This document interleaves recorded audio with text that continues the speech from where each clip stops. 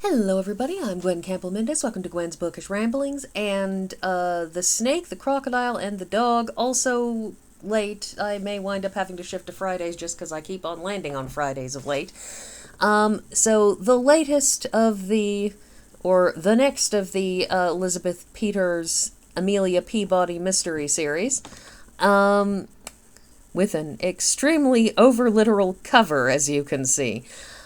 So this book is interesting because it manages to both go back to both first principles and at the same time be totally off and doing its own exciting thing. The book even starts with Amelia basically saying, "Oh, thank God, I've finally gotten him to myself. We're finally back in Egypt, just the two of us." Because after much maneuvering and effort and so on, Amelia has finally gotten Emerson to leave Ramses behind so that their son, who, as we all know, never shuts up, constantly gets into trouble, and indeed, Amelia winds up commenting as they are on the boat heading their way back to Egypt that it was so nice that they didn't have to worry about having locked Ramses in his room. That this is a child who gets into so much trouble that his parents are just like, no, we've just locked you in your room because you're just trouble. Because he is. Like, it's this constant refrain from her, She orders him to do things and he finds loopholes. And whether those loopholes are, there was a fire, you set that fire yourself. You said I could leave if there was a fire. So I set fire to my room and I left because, the endless finding of loopholes where she says, I don't want to hear about it, I don't want you to talk about it, and I don't want you to talk to those people. So he doesn't talk to those people, he goes and talks to those people's wives, or those people's servants, or those people's best friends, or whatever. He's like that. And this is a child without fear. Ramses is, the kind of child who is convinced of his own immortality. It's not that he doesn't understand death or that things die or that it's theoretically possible that he might someday die, but he's that kind of person who is so subconsciously convinced of his own immortality that he just does things without considering the fact that at 10 years old he may not be quite as capable as he thinks he is.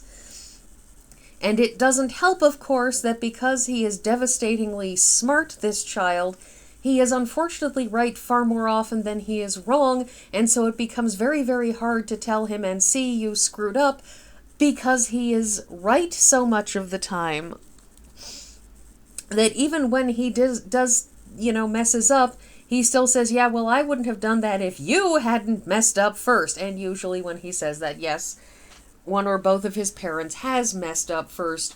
And so, but it's just, he is an unholy terror. And so, Amelia is understandably looking forward to having some space from her kid. Because the fact is, most parents at some point want space from their children, because no matter how much a parent may love their child, at some point in time, most parents say, I would like to speak to somebody with my own age and relatively equivalent life experience, or at least experience of being alive, and, not discuss things as filtered through a child's perspective, but discuss things as filtered through an educated adult perspective. And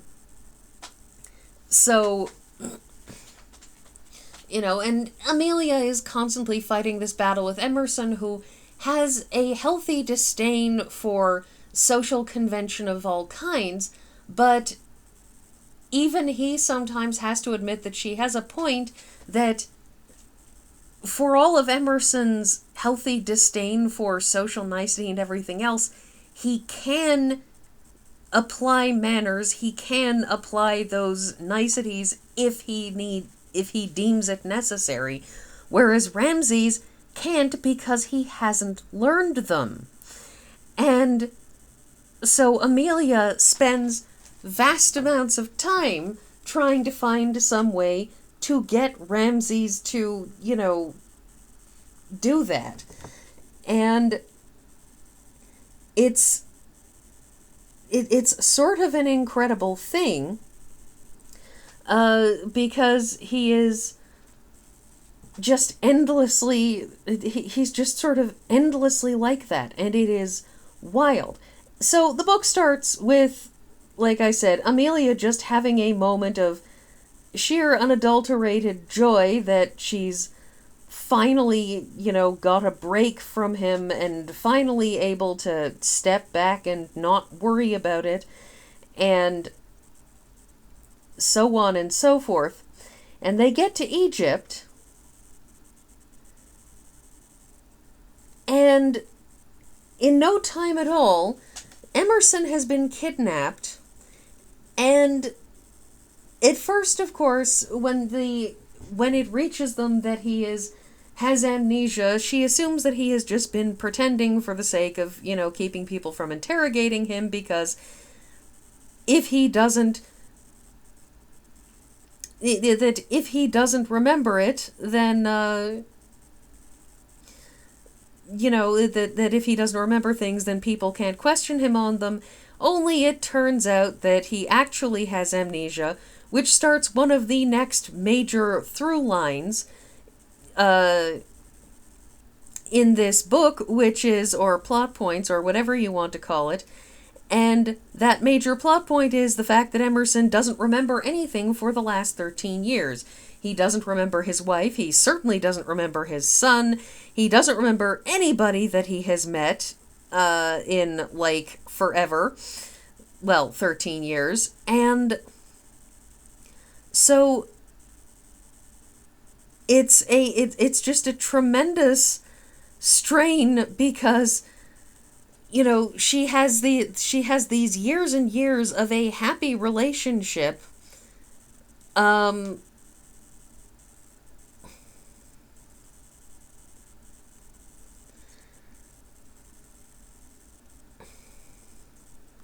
is the years of a happy relationship, and he doesn't remember.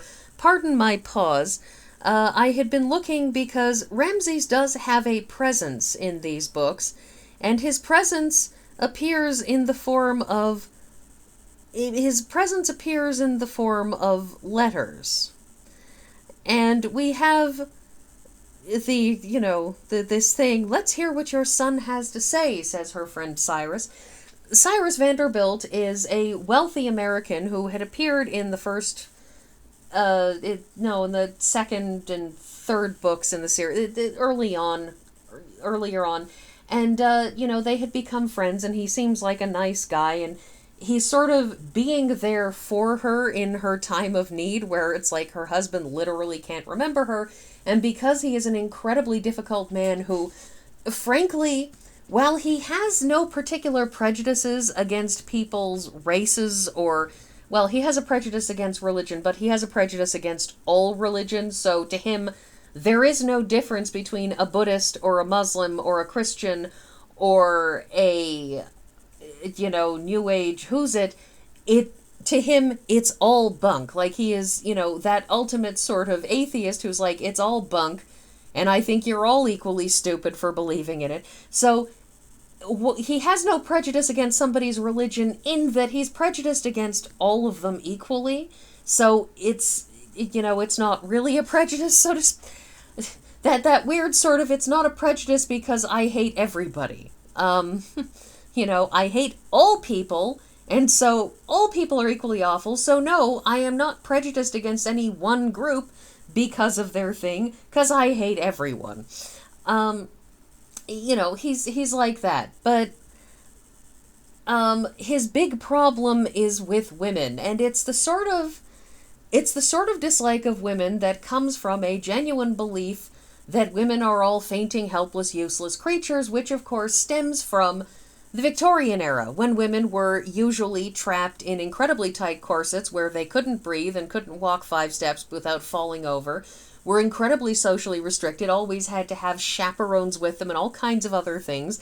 And with these kinds of limitations on them, women could appear singularly useless to those with a tendency to be prejudiced against it precisely because, I mean, they were, they had been sort of backed into it. And so he approaches Amelia with that prejudice, and it's an incredibly stressful thing. But we also get, as I was saying, letters from Ramses. In fact, the only part of the letter that calmed my nerves was the salutation, she says. Dearest Mamma and Papa, my hand trembles with mingled joy and dread as I inscribe that last word. For the space of a few endless hours I feared I might never again be privileged to employ it in direct address. Endless, I say, and so they seemed, though in fact less than 12 of them elapsed before Mamma's telegram brought renewed hope to hearts sunk deep in the depths of woe. Uncle Walter bore the news with manly fortitude, though he aged a year for every hour that passed. Aunt Evelyn wept unceasingly. Jerry and Bob had to be restored by copious applications of beer, Rose by copious applications of cold water and smelling salts. I cannot speak of Nefret's pallid, silent, suffering grief, and only words fail me when I attempt to describe my own. Only Gargery remained steadfast. I don't believe it, he declared stoutly. It ain't true. I quote Gargery literally, dear parents. Excessive emotion always has an adverse effect upon his grammar. They couldn't kill a professor, not even if they run him over with a locomotive, which are scarce in Egypt anyhow, I'm told. And if they did, Madam wouldn't be under no doctor's care. She'd be rampaging up and down the country, breaking heads and shooting people. It ain't true. You can't believe nothing you read in those newspapers. My reading of this remarkable literary effort was interrupted by a series of strangled sounds from Cyrus. Taking out his handkerchief, he applied to his streaming eyes and gasped, Beg your pardon, my dear, I couldn't help it. He really is. Does he talk that way, too? He used to, I said, clenching my teeth. He has not lost his loquacity, only turned it into written form. Shall I go on? Please. And you see, dear Mamma and Papa, that of us all, Gargery was the only one to discern the truth. His letters are kind of like that. His first letter actually opens with, Dear Mamma and Papa, Aunt Evelyn says my hair will grow back. This is how he opens his first letter in this book. It's magnificent. In any event, so yes, Cyrus. Cyrus, it turns out, is a fascinating boondoggle because it turns out that Cyrus is, in fact, the much-discussed, previously appeared, master criminal, the master of disguise, the one who has apparently fallen in love with Amelia, and in his first book he appears in, falls to his knees before her and puts his head in her lap after taking her captive, and finds her dynamic actions to be endlessly romantic. Anyways, so it's very clear in the aftermath that he had done himself up pretending to be Cyrus Vanderbilt, who he had kept locked away and captive somewhere, that he had been impersonating Cyrus Vanderbilt in the hopes of basically, while Emerson has amnesia, that he could swoop in and save the day and walk off with her, because she couldn't be blamed if she left a husband who is just, being genuinely horrible to her because, he's like that. But he, of course, underestimates her devotion to her husband and the fact that Emerson was horrible to her like that the first time they met. She won him over then. It's hardly a shock that she would think that she could win him over again when he had been just like that the first time. Anyways, but we find out that Vanderbilt is being impersonated after Vanderbilt dies, and they're all grieving him, and then he shows up and says, yeah, I spent the last, 5 months locked away in a room. Kind of weird. And she's just like, wait, what? Okay, what? Anyway, so yeah, the snake, crocodile, and the dog is in reference to a fairy tale thing that's runs thematically through it, not really that important. Anyways, yeah, so this one kind of also jumps the shark. The books are kind of like this from now on. And, yeah, but I'm still having a good time, and I hope anyone who reads them does too, and that's everything, and I will see you all next week.